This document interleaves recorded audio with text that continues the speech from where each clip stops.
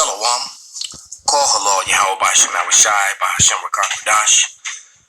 Double honors unto the apostles and the elders. Salutations to all my fellow laborers doing this work in truth and sincerity, risking their lives and their freedom to do so now more so than ever. To the scattered elect that are scattered up around the four corners of the earth among the heathen nations that be like unto the speckled bird, the Israelite foreigners. And to the Akwath that are listening and learning, to you I say Shalom. This is your brother Malcolm from the branch of the Great Millstone here in Chicago, coming at you with another lesson in truth.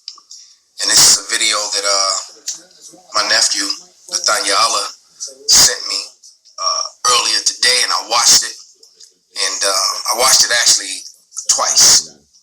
And I decided that I'm going to do a commentary and a further breakdown on her scriptures, because she even proclaims that she's not the mouthpiece. She wasn't trying to do it. She was just basically relating her dream, but it's not the woman's job to teach, and the Lord would never give her a woman that assignment, for it's written. All right? That's not, and don't try to come with the Deborah thing. You don't have the breakdown or the understanding on that. That was all about Barak.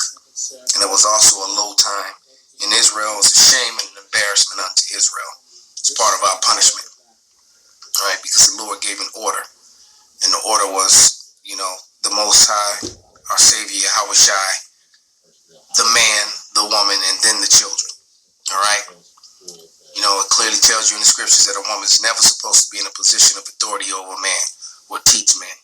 Women are to teach children, or the older women are to teach the younger women. But that's it. Without any further ado,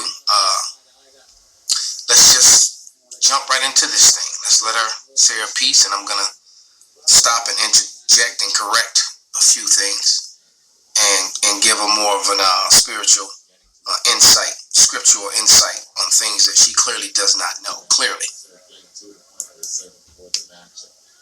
Okay, so I am on here today with a serious message. This is a message that God gave me last night in a dream and woke me up with this morning and gave me the revelation of it and told me to put it out to his people. If you guys know me, you know that this is the first video like this that I have ever posted, because I do not try to be the mouthpiece and post videos or give prophetic dreams or anything like that. This is the first time that it's happened, but I do have to be obedient to what the Spirit has shown me and get this message out. So I first and foremost pray that you all listen to this with an open heart and open mind, and don't just take what I'm saying from my mouth, but those of you who know the Lord, pray about it for yourselves and see what the Holy Spirit says to you about this or concerning this. So first and foremost, the one thing I want you guys to keep in mind is the number 3 and 25, because that was the time that I woke up this morning from the dream, and it's very significant in the scriptures that God gave me to go with the revelation of the dream. And I'm going to break down those scriptures when she gets to them.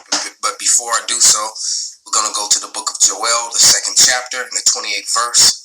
And it reads, "And it shall come to pass afterward that I will pour out my spirit upon all flesh, and your sons and your daughters shall prophesy, your old men shall dream dreams, your young men shall see visions." All right, so the daughters of Zion specifically are going to see a lot of visions. The sons of Zion are going to see a lot of visions. All right, and the prophets, the sons which are the prophets, are going to prophesy. All right.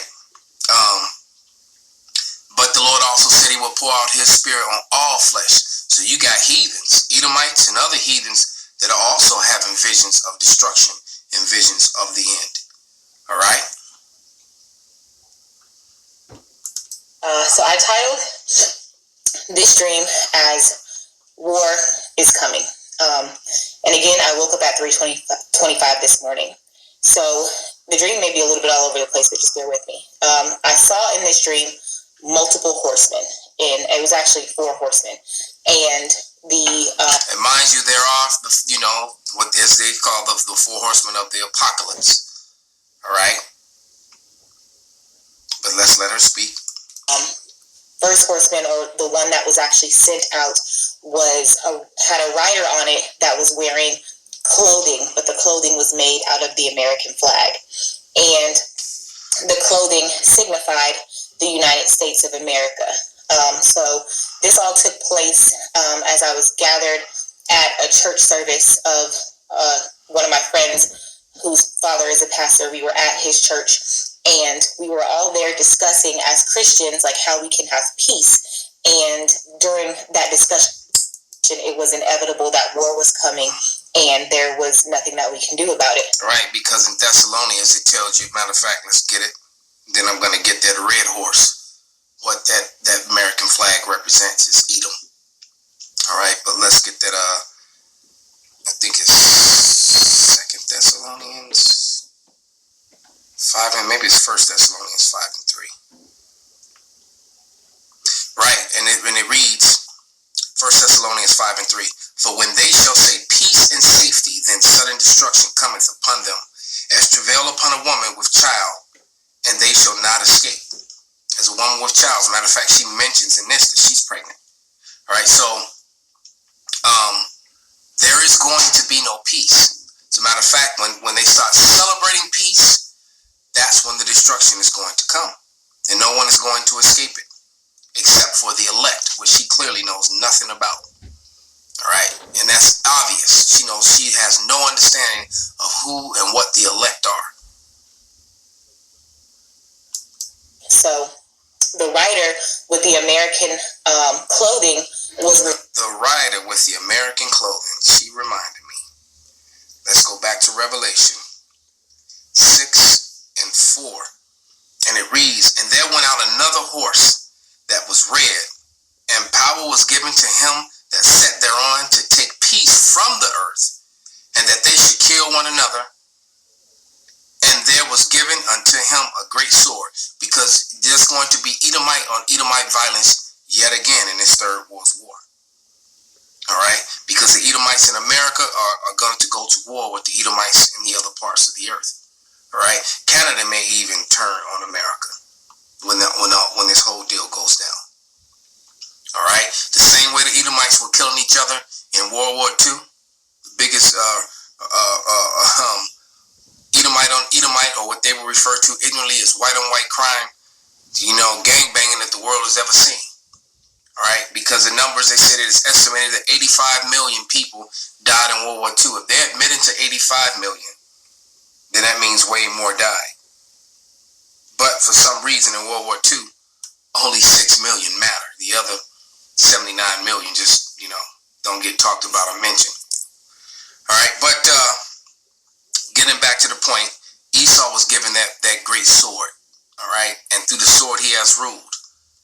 He has ruled and taken over the whole earth, with that sword. And now his end has come through himself. But let's let her continue. Released, and he was told to go out and warn the nations of a war that was coming. And he was carrying a specific message. So the message that the writer had was this. The message was, and they will dip their spears in blood, and they shall fall in the pool thereof.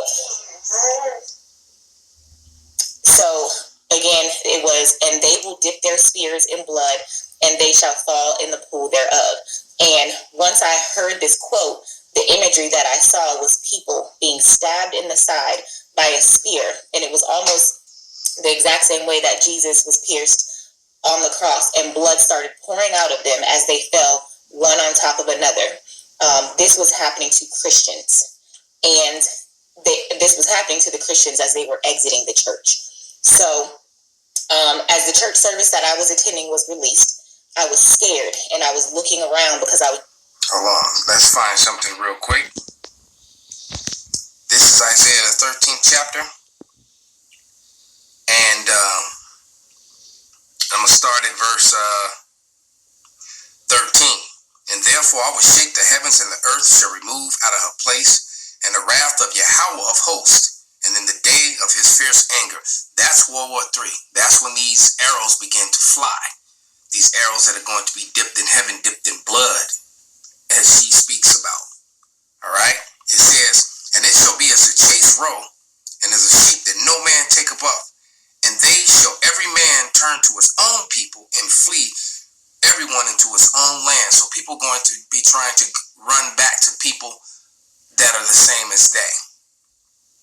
And everyone that shall be found shall be thrust through, and everyone that's joined unto them shall fall by the sword. So she's talking about the churches. Those churches are whorehouses. And that's not God's house. When you start talking about the house, you're talking about a race of people. And we're talking about the house of Israel, which she is one, which she's probably been told, and she's more than likely denied it. All right? Negroes, Latinos, and Native Americans, and the scattered, that are scattered among the heathen, are indeed the Israelites. All right? The evidence is overwhelming. There are mountains of plethora of information to prove that point. It is undeniable at this point. To deny it is it just makes you look hateful and ignorant. All right?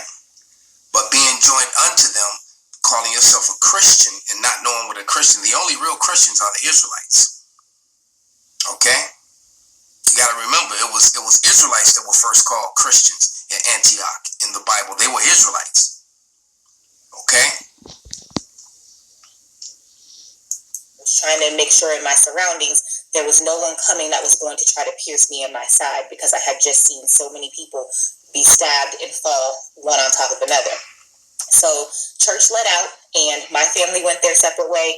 The church family went their separate way, but I wanted to double back with my friend, and her and I go and pray about the things that I had just seen.